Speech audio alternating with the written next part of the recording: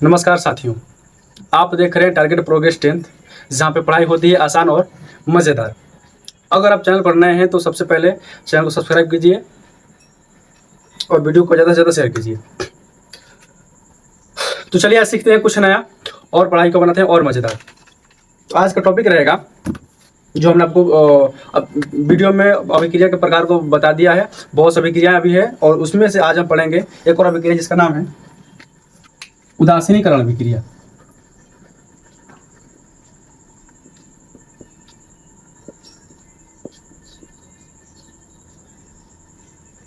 उदासीनीकरण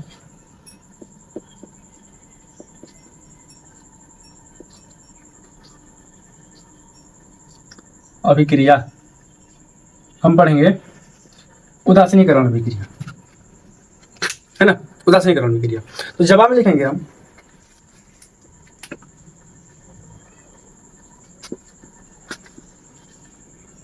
वैसी रासायनिक अभिक्रिया। वैसी रासायनिक अभिक्रिया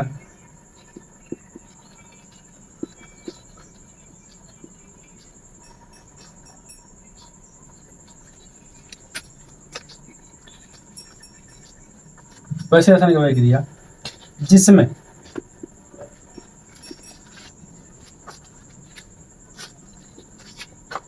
अम्ल और क्षार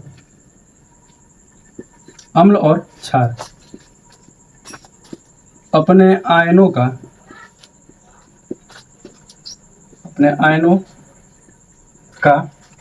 फिर क्या लिख देते हैं, अपने आयनों की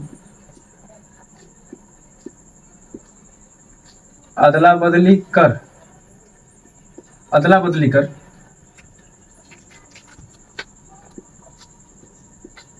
लवण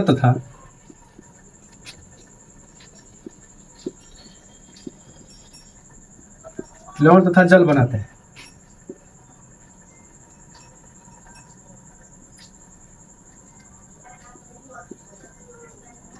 उदासीनीकरण अभिक्रिया कहलाता है।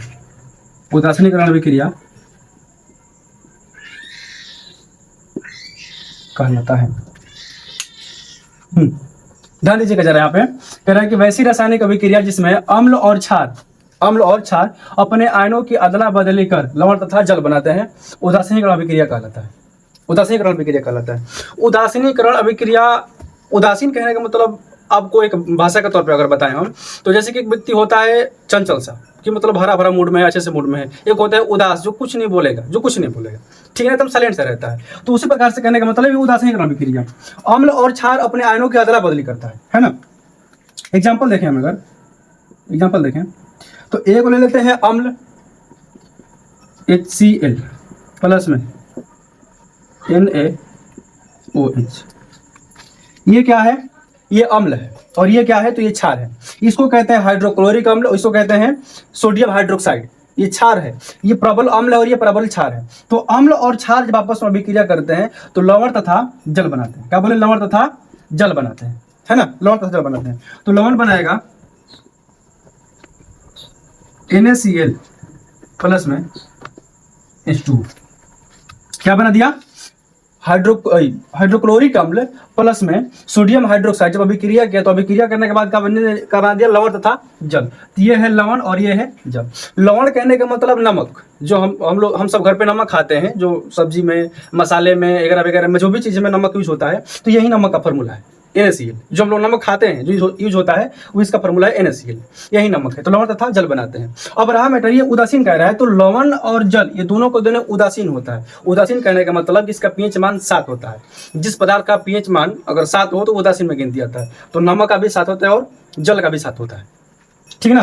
उदासीन में गिनती आते हैं। और एग्जाम्पल अगर देख लें हम, तो ये एक अम्ल होता है H2SO4। इसको कहते हैं सल्फ्यूरिक अम्ल। या फिर बैटरी वाला पानी भी कहा जाता है इसको, है ना। ये अभिक्रिया किया किससे? तो KOH से, पोटेशियम हाइड्रोक्साइड से। अभिक्रिया करने के बाद ये क्या बना देगा? ये बनाएगा KSO4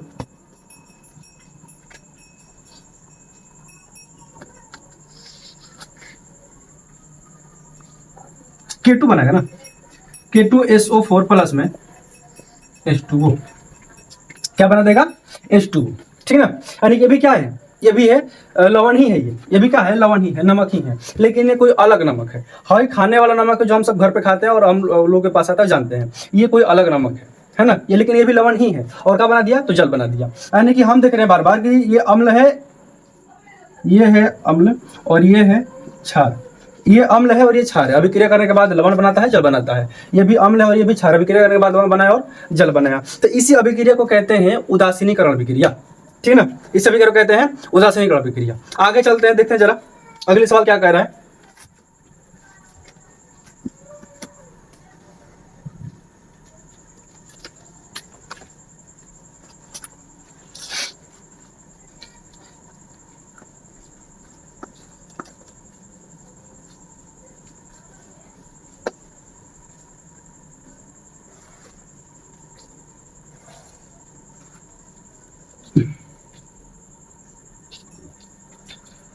आगे का सवाल क्या है,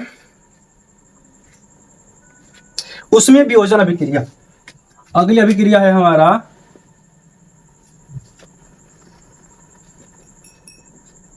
उसमें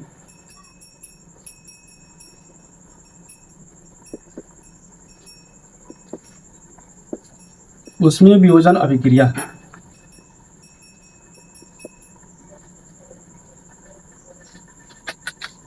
उसमें वियोजन अभिक्रिया क्या है, किसे कहते हैं, आप लिख सकते हैं ऐसे, ठीक ना, लिख सकते हैं। उसमें वियोजन अभिक्रिया, जवाब में लिखेंगे यही चीज हम कि वैसी रासायनिक अभिक्रिया जो ऊष्मा की उपस्थिति में टूट जाता है। समझ रहे हैं ना, वैसी रासायनिक अभिक्रिया जो ऊष्मा की उपस्थिति में क्या हो जाता है कि टूट जाता है, टूट जाता है, तो उस अभिक्रिया को क्या कहते हैं, उसमें वियोजन अभिक्रिया कहते हैं, है ना। तो जवाब में लिखेंगे हम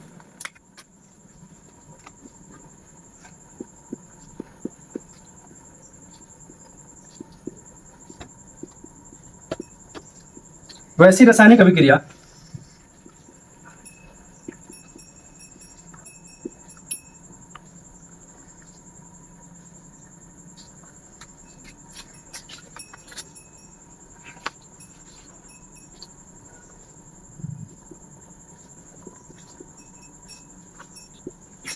जिसमें कोई पदार्थ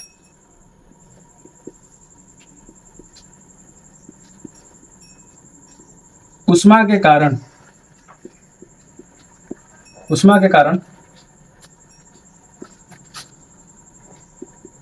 टूट जाता है उसे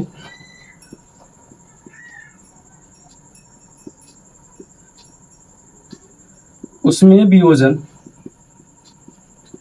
अभिक्रिया कहते हैं।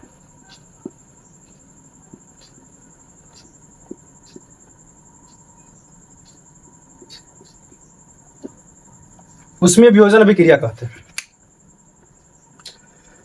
उदाहरण अगर देखें हम, एग्जांपल देख लेते हैं जरा क्या कह रहे हैं एग्जांपल में। PbNO3 ये है लेड, पीवीसी का होता है लेड, होता है शीशा, ठीक है ना। PbNO3 इसमें क्या किया जाएगा कि ऊष्मा दिया जाएगा, ताप। हम क्या किए कि इस पदार्थ को ऊष्मा प्रदान किए, ऊष्मा देंगे, तो ऊष्मा देंगे तो क्या हो जाएगा, ये टूट जाता है ऊष्मा के कारण से। जो लेड नाइट्रेट है ये ऊष्मा के कारण से टूट जाता है, टूट के क्या बनाएगा, तो PbO प्लस में NO2 प्लस में O2, lead oxide nitrogen dioxide plus में ऑक्सीजन बनाएगा ये, है ना। तो ये एग्जांपल है आपका, ये एग्जांपल है उसमें वियोजन अभिक्रिया।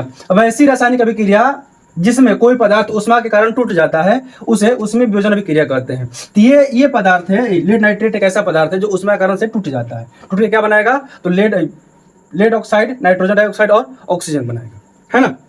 तो चलिए देते हैं अगले क्वेश्चन में और क्या कह रहा है अभिक्रिया। अगर आपको किसी भी अभिक्रिया में दिक्कत हो रही है तब कमेंट करके प्लीज पक्का बताइए, जरूर बताइए कि हमारी पढ़ाई आपको समझ में आ रही है कि नहीं आ रही है ना।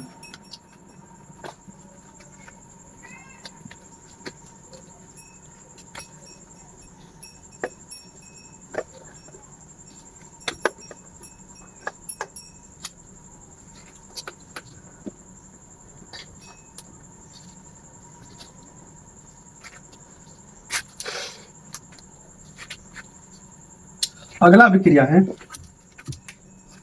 विद्युतीय वियोजन अभिक्रिया।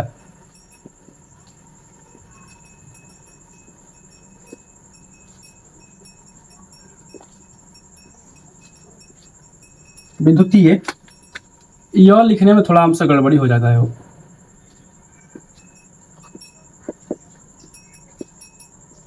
विद्युतीय वियोजन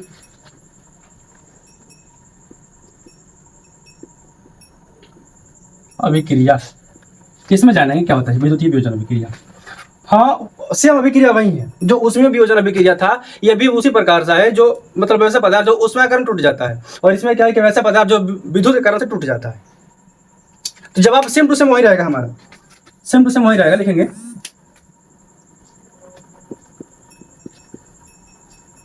वैसी रासायनिक अभिक्रिया,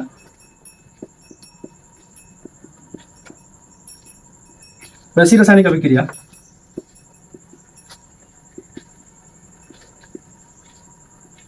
वैसी रासायनिक अभिक्रिया जो विद्युत के कारण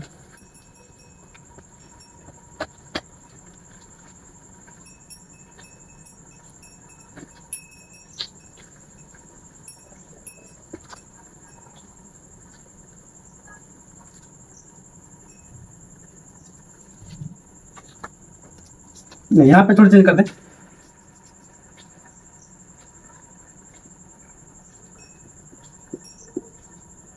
जिसमें कोई पदार्थ, जिसमें कोई पदार्थ विद्युत के कारण, विद्युत के कारण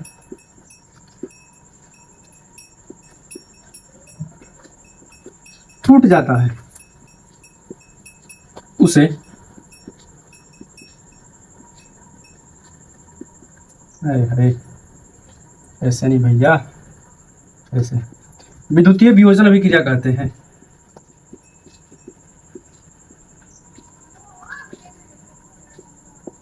विद्युतीय वियोजन अभिक्रिया कहते हैं, विद्युतीय वियोजन अभिक्रिया कहते हैं।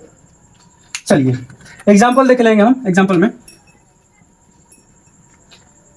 में हो गया H2O। ध्यान दीजिएगा क्या है ये, H2O यानी कि जल है। जल को, जल में जब क्या करेंगे हम, विद्युत प्रवाह करेंगे,